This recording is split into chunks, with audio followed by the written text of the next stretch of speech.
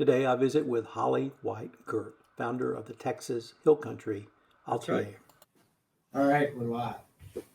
Hello, everyone. This is Tom Fox back for another episode of the Hill Country Artist Podcast.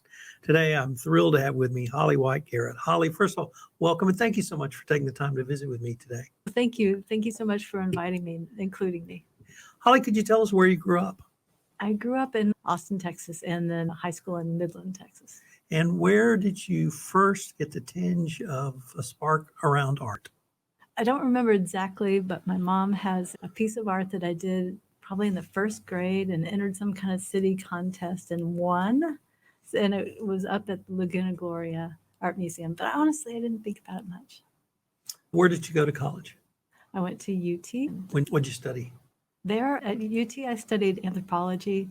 And then I also got an art degree 10 years later at Pacific Northwest College of Art in Portland, Oregon. Wow. What took you out to Oregon? A job. And what sort of work did you do professionally before you became a full-time artist? I've been trying to do art full-time forever, but to pay the bills, I took a job in a lab. My second love is science. So I was working, when I went to Portland, I was working for Intel. It was a very good job. And tell us about your graduate degree in art. What did that entail? I have a bachelor's in art from the Pacific Northwest College of Art, and I have atelier training, which is the equivalent of a master's, and that came later in Seattle. Is the study of art like the study of really any other academic discipline where you study the masters, you study technique and style, you study process, you explore to learn your own style, or is it something different? Oh, that's a good question. I hadn't thought of it that way, but I think you're making a point there that it is completely different, isn't it? So tell us about it. Maybe the performing arts or music would be similar, but it takes a lot of you. It takes not just your mind, it also takes your heart and your guts. So when did you come back to Texas? I came back to Kerrville about 7 years ago from Seattle. What brought you to Kerrville? My husband and I were looking for a place to wind down towards retirement. Neither of us will ever really retire. And I love the Hill Country. I went to summer camp out here. And as it happens to so many people, I fell in love with the limestone and the fresh water. And so we chose Kerrville. Which summer camp? The H. Yvette Foundation. Because I moved here because I went to Camp Stewart. Ah, that's a great place. And I said when I was 8 years old, if I could ever move out here, I would. And I got to the place where I could. And you did. And I did. Fantastic. So I've lived here about 2.5 years. So tell us about your artwork.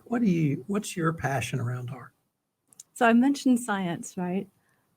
I think I have a passion for nature and observation. And so my work, even though when I got my bachelor's and I had to defend it with a thesis, it was very theoretical and philosophical, and I love that too. But came back home when I went into observational art, meaning representational. So I paint and draw something that looks like something. Do you have a studio here in town? Yes. And do you do just what moves you, or do you take commissions, or both? I rarely take commissions. I do once in a while. I do what moves me, and a lot of my energy has gone into teaching in the last several years. So where do you teach? I teach at my own school called the Hill Country Atelier. Tell us a little bit about that. It started when I went to the Hill Country Arts Foundation and taught some workshops, and I got a little bit of a following from the students. And as I explained the kind of training that I'd gotten from the atelier, not from art school, but from the atelier training in Seattle, they wanted some of that too. So I started an atelier there. What is an atelier? So it really is a generic name. It means workshop or art studio, but it has a specific meaning. So what's that specific meaning? It is an art movement in this country and in Europe. So what type of art do you teach? Classical realism.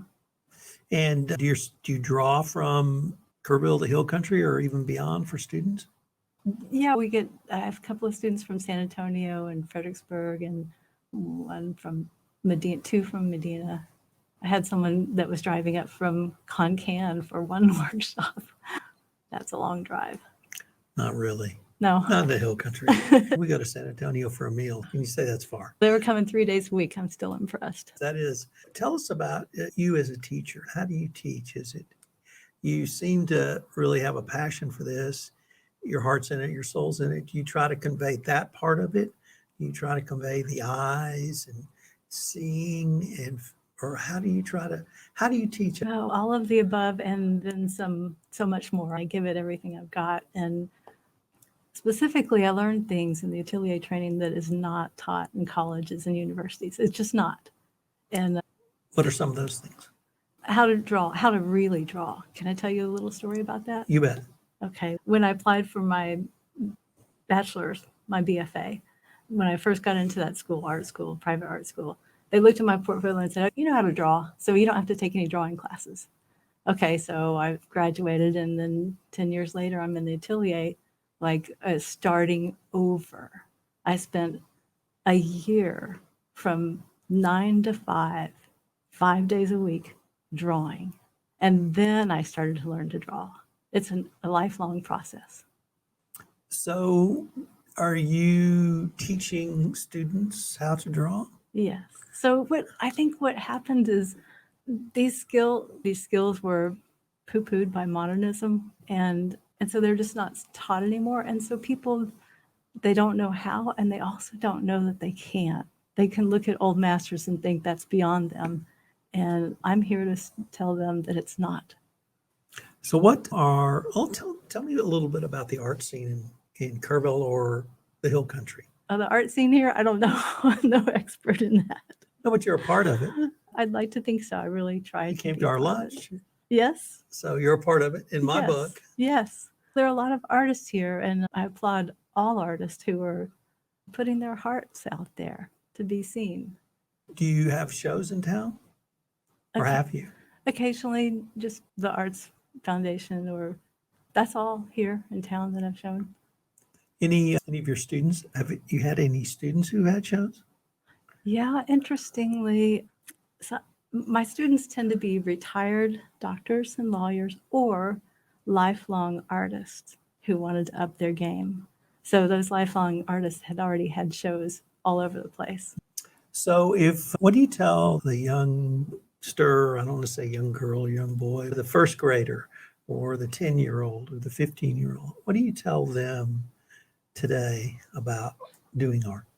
Oh, interesting. I think when I'm not in childhood education, but my sense is that there's something very precious to be cherished when a young child is working in art. And when they get to be in the teens, they could start doing a little more, I call this more disciplined art, honestly. I did teach some teens some drawing from the costumed figure, which was a lot of fun. And they could start to learn these skills, but I wouldn't push it on kids younger than that. So what would you say was the point where you knew this was it for you, in terms of when you were either a teenager or in college, or when did you know this was the passion you wanted to follow, even if you had to work for an Intel or some other corporation to pay the bills occasionally? Well, then I'm going to take you back to when I was 20 and I was in college, and I took a break. I saw a poster in an elevator, and I signed up for school in Greece, in a Greek island. And I went for the summer, and then I ended up staying there all year. Everybody back home was freaking out. But I went to write poetry, and the poetry teacher said, and the art teacher said, hey, you got something. And that's the first time I woke up and thought, maybe I do want to do something like this. So my daughter lives in the Pacific Northwest, and I've been visiting her for, I guess, 20 years now. Very different landscape, very different colors. Terrain is very different. How would you, from an artist's eye, how would you compare the Pacific Northwest, whether it be Seattle, Portland, or anywhere in between, with the Hill Country? Oh, nice question. My experience there is more in the magnificence of the earth, of the mountains, and of the ocean, and of the trees. They're all huge. You come back to Texas, and you know what's big in Texas? The sky. That's very different. Do you know who the boxer George Foreman is? I've heard his name. George Foreman was a world champion boxer in the 70s, and he grew up in Houston. And he will say this publicly, what saved him was a Jobs Corps job in, I've now forgotten the name of the town, but in Southern Oregon. Mm. And he said he'd never seen so much green in his life. And it was the trees. Right. It's just that. Grants Pass. That's where they Southern put him. Oregon. Yeah, Yeah. in Grants Pass. And so I always think of his story about just you and I see the sky. He saw trees. And that's when he realized something is different here. That reminds me that the skies are often gray there, Yes. except during the summer. And I did a painting with a blue sky background. And one of the criticisms I got there in Seattle was that the sky was too blue. And I thought, I'm so sorry for you. You've never seen it, have you? They just said they were experienced. What do you have anything upcoming, any shows or any events or any new classes you could tell us about? Yeah, I do have something exciting happening. We've expanded the program, the Atelier, and we're moving out of the Arts Foundation and into our own space in downtown Kerrville. That is exciting. What space downtown? We have, as I understand, it's the old Shriner Bank. It is at the end of Earl Garrett, where it dead ends into water. And as you're facing the water, we're on the right. Wow, that's a pretty special space. It is. That is great. We are unfortunately near the end of our time, Holly, but before we leave, if our listeners wanted any more information on your atelier or any of the topics we've touched on, what would be the best place for them to Go to Hill Country Atelier. I'm going to spell it in a minute. hillcountryatelier.org. O-R-G. Okay, Atelier is spelled Atelier.